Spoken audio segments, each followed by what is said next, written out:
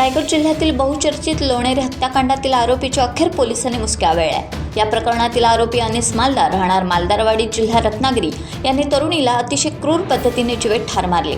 या प्रकरणी पोलिसांनी आरोपीच्या तपासासाठी तब्बल 4 पथके कार्यान्वित केली होती। अखेर स्थानिक गुन्हे अन्वेषण विभाग रायगड पोलिसांनी आरोपीला ठाणे शहरातून जेरबंद केले। आरोपीवर एट्रोसिटी ॲक्टनुसार देखील गुन्हा दाखल करण्यात आलाय। रायगड जिल्हा पोलीस अधीक्षक अंचल दलाल यांच्या मार्गदर्शनाखाली ही कारवाई करण्यात आली।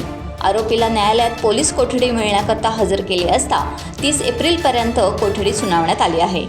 लोणेरेला ओंकार लॉजमध्ये एका महिलेची निर्गुण हत्या केली गेलेली होती।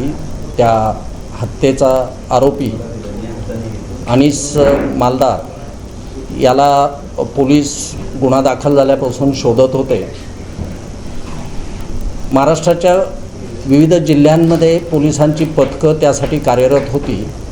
पोलिसांना मिळालेल्या गोपनीय माहितीच्या आधारे काल त्याला ताब्यात घेण्यात आलेलं आहे, अटक करण्यात आलं।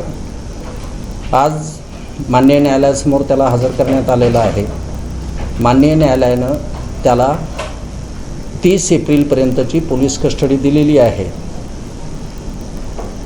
त्याचे इंट्रोगेशन्स केल्यानंतर तपासातला पुढचा प्रगती जो आहे किंवा फॅक्ट्स ज्या आहेत त्या उजेडात येणार आहेत। सध्या आरोपी कालच अरेस्ट झालेला असल्यामुळे तपास अत्यंत प्राथमिक स्थितीमध्ये आहे।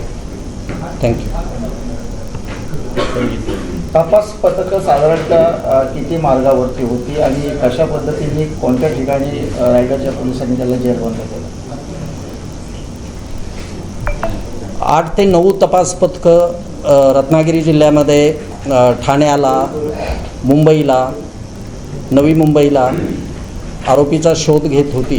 त्याला ठाण्यामधनं ताब्यात घेण्यात आलेलं आहे, अटक करण्यात आलेलं आहे। सर, आरोपीच्या आणि पीडितेची नेमकी ओळख कशा पद्धतीने होती? मला आरोपीला इंट्रोगेट करू द्या, राईट?